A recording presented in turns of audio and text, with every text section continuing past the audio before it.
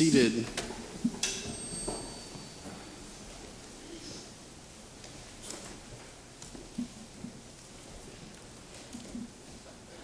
While I've never been to the Sea of Galilee, where Jesus did so much of his ministry, I have spent much time around the Great Lakes, particularly Lake Michigan.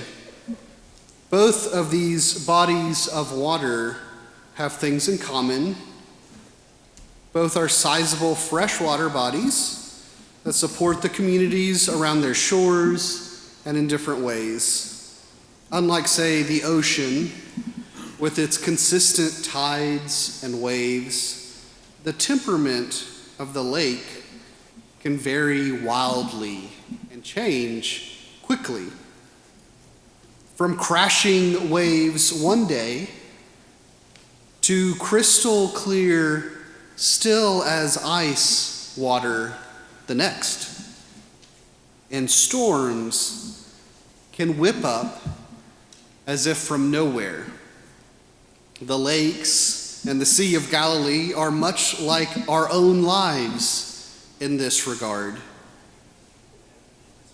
One day things can be smooth and calm, and the next they seem to be nothing but storms.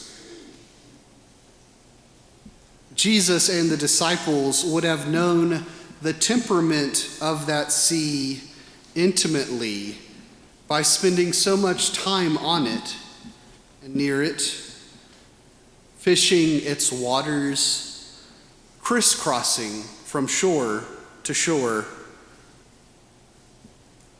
Mark chapter 4 does not give much descriptive details for this particular gospel lesson, but it's a well-known encounter, and we can all vividly recall the story in our imaginations whenever we hear it.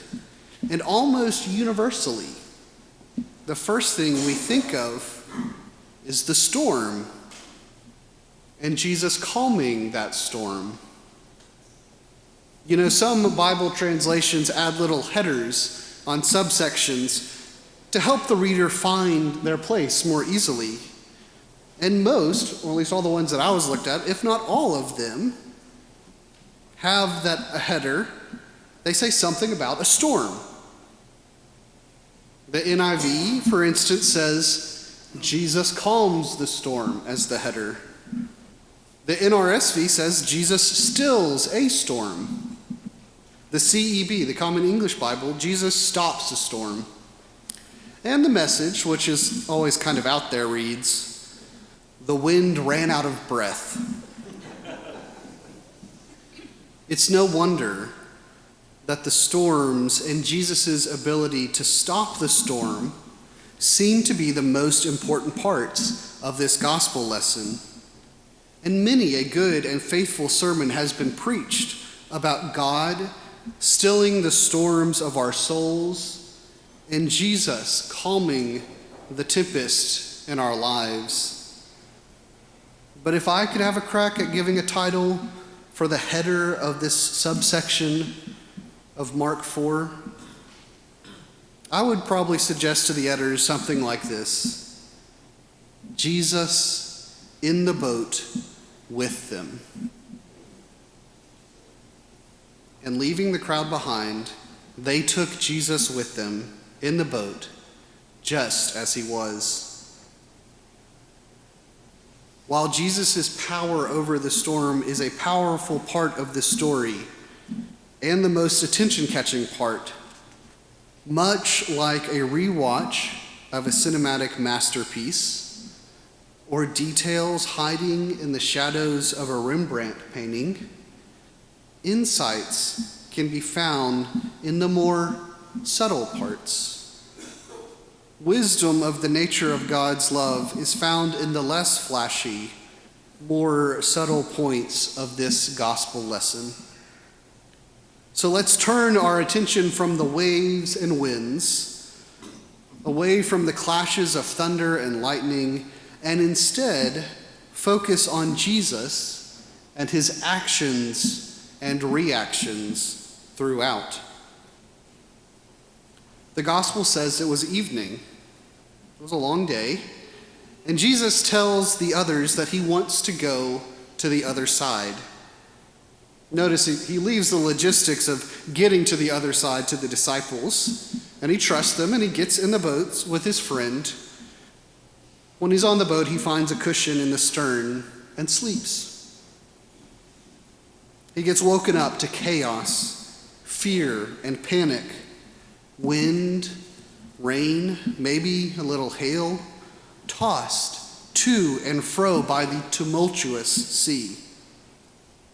And even more distressing than the weather is his friends' despair and their doubt of his care for them. He does calm the storm to help his friends, but lets them know that they have missed the point of what he's been trying to teach them about God and God's love. We still so quickly miss the point today.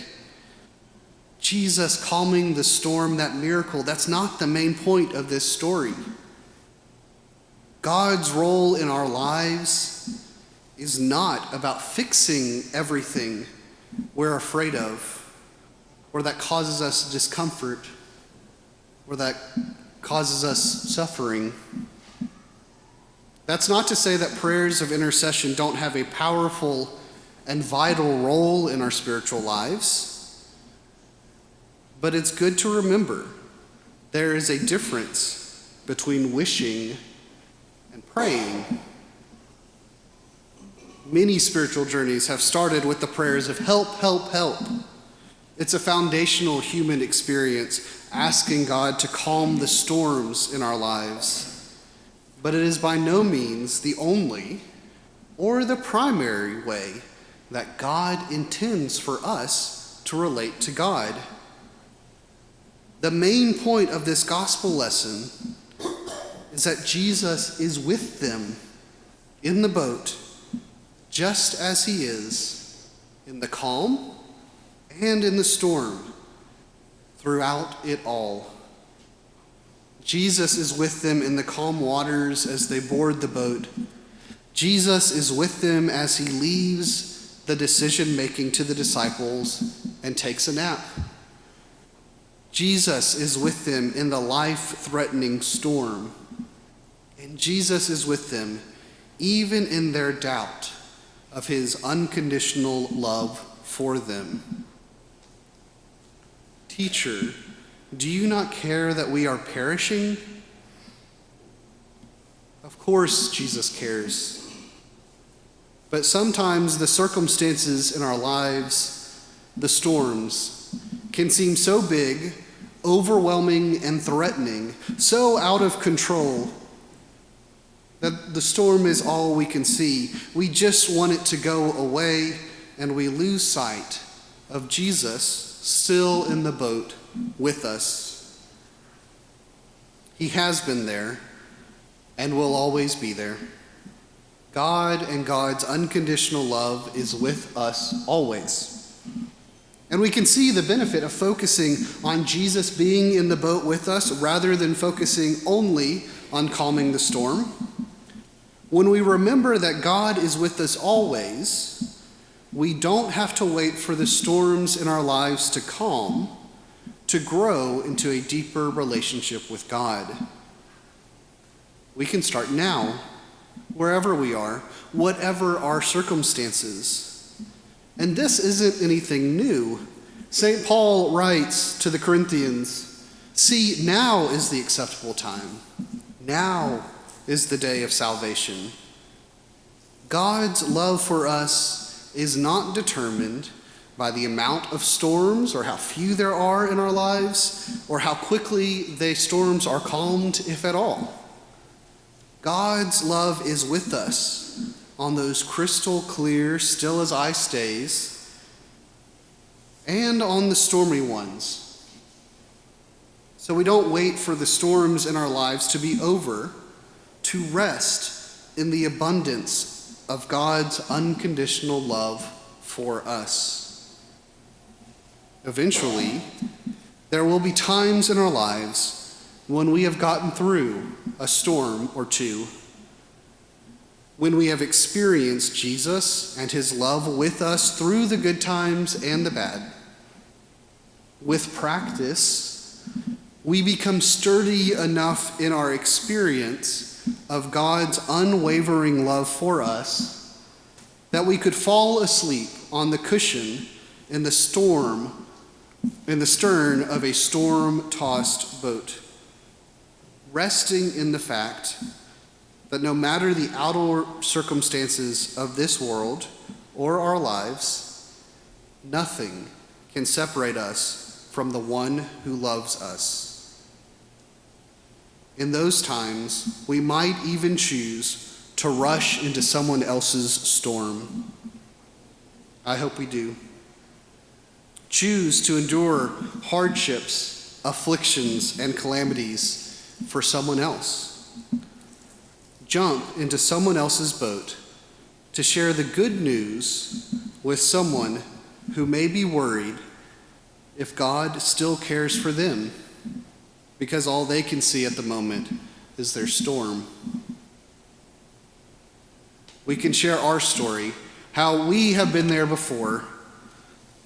We can tell them the storm is big and frightening, but Jesus is in the boat with us. Don't be afraid. Amen.